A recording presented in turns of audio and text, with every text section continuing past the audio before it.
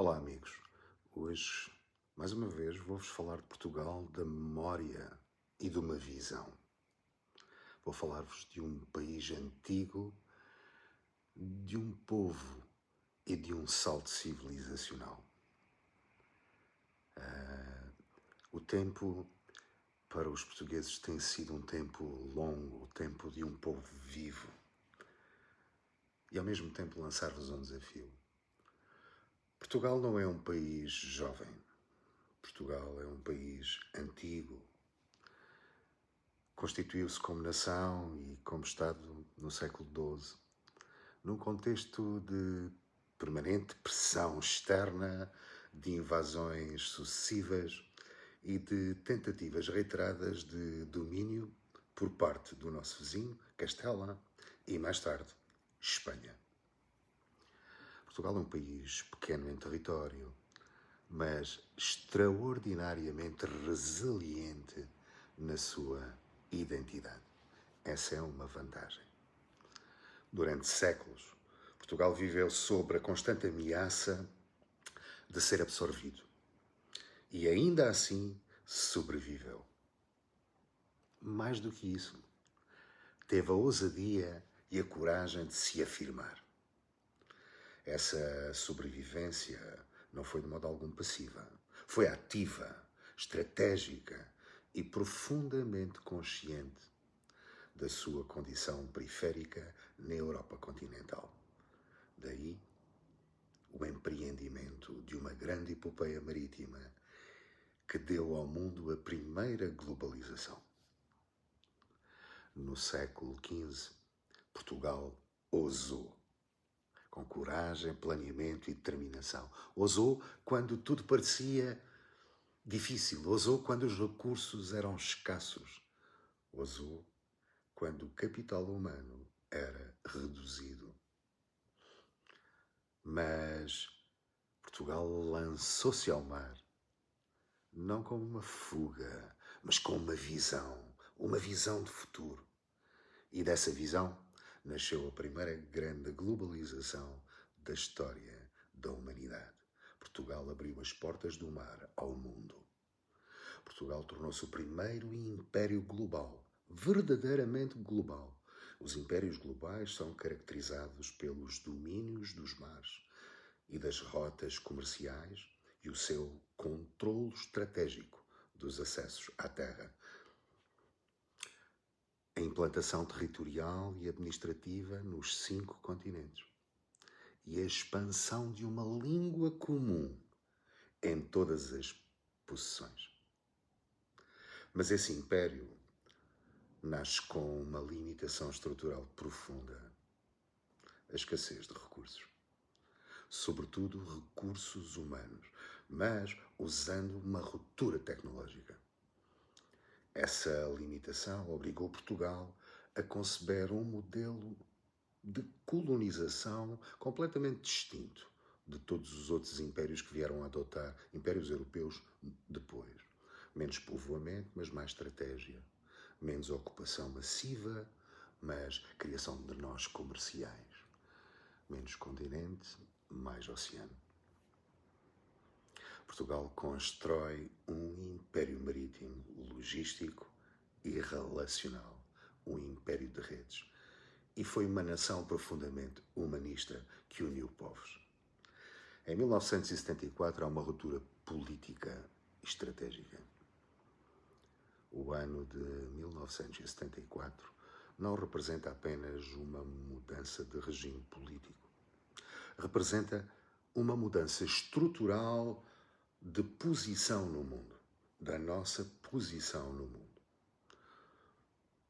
Portugal, que durante séculos viveu de costas voltadas para a Europa, aberta ao Atlântico, é forçado, de um momento para o outro, a despojar-se do Império, a conceder a independência às colónias e, subitamente, a olhar para a sua única fronteira terrestre ameaçadora, que era a Espanha, e por sua via a Europa.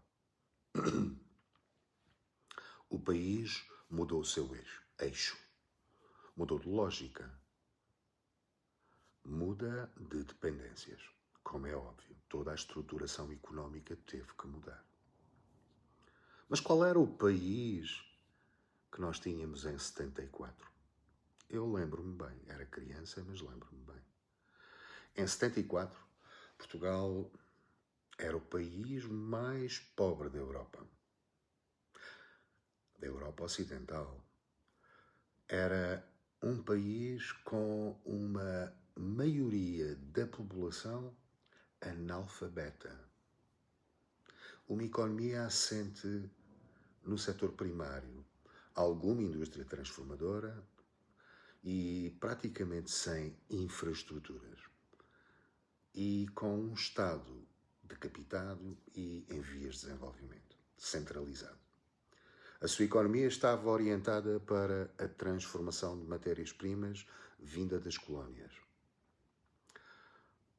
Com o fim abrupto deste modelo, Portugal ficou completamente exposto, vulnerável e sem base produtiva sólida, que infelizmente, quando entramos na União Europeia, desapareceu. Portugal era objetivamente um país pobre. Amigos, vamos olhar para o país que temos hoje. O que é Portugal hoje? 50 anos depois, meus amigos, nada é igual. Portugal é hoje um país com boas infraestruturas no topo de gama daquilo que existe na Europa. Acesso generalizado à saúde e à educação, mesmo com as dificuldades que temos. A esperança de vida é elevada e os padrões de qualidade de vida são comparáveis aos dos Estados desenvolvidos, embora subsistam muita pobreza. As exportações em alguns setores tornaram-se competitivos. O país desenvolveu o turismo como motor económico. Criou pequenos aglomerados industriais relevantes e altamente competitivos. Mas também se tornou, em grande medida, um país de bens não transacionáveis, seguros, banca. E isto o tornou excessivamente dependente. Dependente do consumo interno, dependente dos serviços e dependente do turismo. E tudo isto torna a economia muito volúvel. Há então um risco de dependência e de estarmos sempre a reagir com aquilo que vem de fora. O turismo tem sido um fator real de crescimento e regeneração urbanística, mas cria dependências estruturais, mesmo com todas as malfeitorias que foram feitas. Quando há convulsões geopolíticas nos países que nos visitam, o impacto é imediato. E é visível no emprego, no investimento, no consumo e nas finanças públicas. Amigos, uma economia pequena, aberta e integrada, como a economia portuguesa, não pode viver sem uma visão. Porque sem visão, vive apenas à reação daquilo que vem de fora. Não tem o domínio do seu destino. E foi por isso que, em grande medida, isto foi o que aconteceu, em grande medida, ao longo destes 50 anos. Esta visão tem que significar um novo salto civilizacional, como quando Portugal partiu para o mar. Estamos a viver, podemos viver e queremos viver um salto civilizacional profundo. Pode ser vindo de fora ou não. A inteligência artificial, a automação, os dados, a computação avançada, a biotecnologia, a nova visão da energia. Todos os grandes avanços tecnológicos provocam disrupções, mas também abrem janelas históricas e oportunidades históricas. Este salto está a definir as economias, o trabalho, o poder e a soberania, como estamos a assistir pelo mundo inteiro. Portugal não pode ficar de fora. A questão não é se Portugal será afetado. Nós somos afetados. A questão é se será e tem a capacidade de se transformar num protagonista, ou num mero espectador. Portugal não tem recursos. O que falta é desígnio. Existe uma narrativa antiga e presente. Portugal não tem recursos. Hoje, meus amigos, isto já não é verdade. Vejamos. Portugal tem universidades de qualidade que estão no topo dos rankings. Tem centros de investigação reconhecidos. Tem uma comunidade científica capaz. Tem infraestruturas digitais, energéticas e de logística modernas. O que tem faltado não é capacidade técnica. O que tem faltado é um desígnio nacional. E o motivo deste vídeo é este. Há um desígnio que fez parte da história de Portugal e faz parte hoje. E está esquecido. E esse desígnio é o mar. Portugal tem um desígnio natural, histórico e estratégico que nos acompanhou sempre na nossa existência. O mar. O mar não é passado. O mar é presente e futuro. Pelo mar circulam junto das nossas costas e da nossa área, zona exclusiva comum, 70% do comércio internacional. Passam as principais rotas marítimas do mundo. Correm os cabos submarinos que transportam dados, comunicações e informação. Estabelecem-se ligações energéticas entre continentes na nossa plataforma. Resistem e continuam a existir inovações científicas e potencialidades incalculáveis. Portugal ocupa um dos pontos mais estratégicos do mundo. Isto não é poesia nem retórica, meus amigos. Isto é geopolítica. Então, o que é feito hoje de Portugal desde a epopeia marítima para a construção de um futuro económico do país? Portugal pode e deve transformar esta posição numa nova economia marítimo-tecnológica. Uma economia que consiga unir com uma visão e planos tecnologia, ciência, dados, energia, logística e soberania digital. Portugal pode criar hubs tecnológicos ligados ao mar, verdadeiros ecossistemas de inovação, não por imitação cega aos modelos externos, mas por desenvolvimento de uma visão própria e comum a todos os cidadãos. Pode criar os seus próprios Silicon Valleys atlânticos. É talvez dos países com maior capacidade para o fazer. E maiores recursos. O Estado não pode ser reativo. O Estado tem que ser estratega. E isso exige uma profunda mudança no papel do Estado. Não um Estado burocrático e omnipresente, como continuamos a ter, mas um Estado estratega. Um Estado que participe no capital das novas empresas desta nova área e nesta nova revolução tecnológica, que garante parte significativa das infraestruturas críticas e assegure soberania económica e tecnológica. Por outro lado, precisa de orientar o investimento a longo prazo. Não se trata de estatizar a economia, longe disso. Trata-se, sim, pelo contrário, de não abdicar dela, naquilo que é verdadeiramente vital neste novo mundo e nesta nova visão. Mas para isso precisamos de investimentos e contornar os bloqueios. Portugal pode tornar-se altamente atrativo para o investimento tecnológico avançado, mas para isso precisa de criar as condições. Precisa de remover os entraves administrativos, garantir estabilidade regulatória, assegurar previsibilidade fiscal, alinhar universidades, empresas e Estado. O investimento externo necessita e é necessário e deve existir, mas o núcleo estratégico tem de ser português. Empresas portuguesas, capital português, visão portuguesa.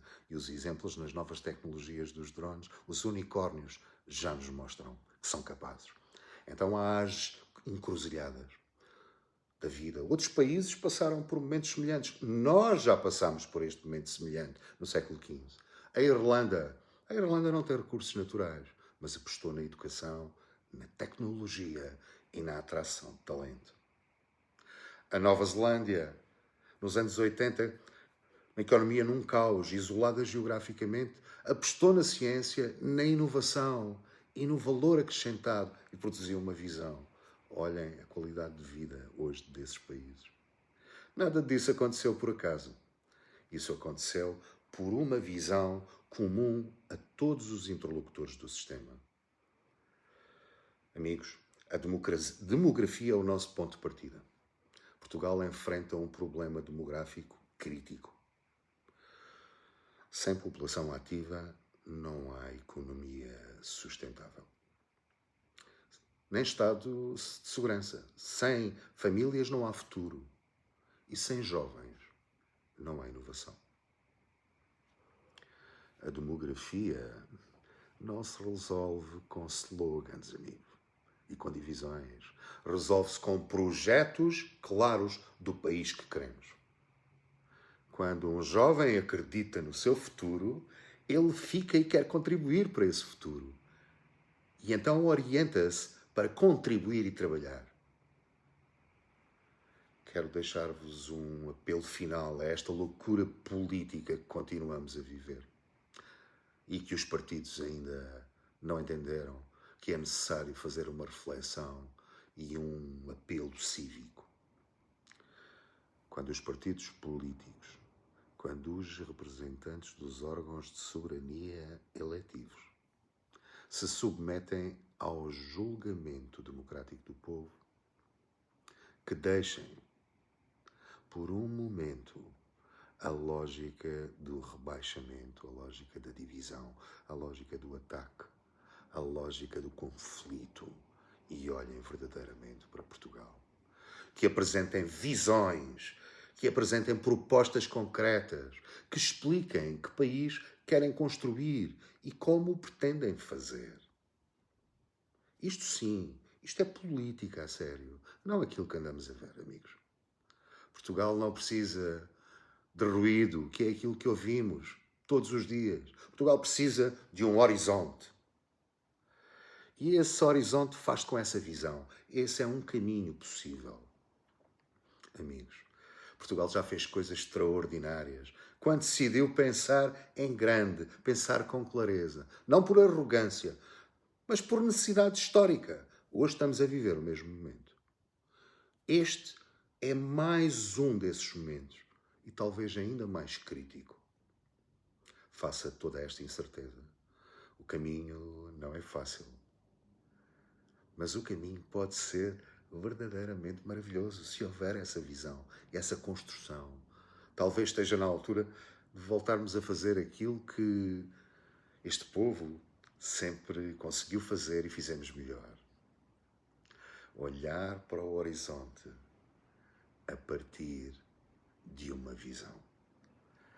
Queridos amigos, se gostaram deste vídeo, partilhem e que este vídeo possa ser uma espécie de manifesto para que nós, cidadãos, nos possamos focar naquilo que verdadeiramente interessa e, ao mesmo tempo, mostrar a todo este sistema político e a toda esta classe política, sem exceção, de que continuam a olhar para o supérfluo e a afundar-nos na realidade.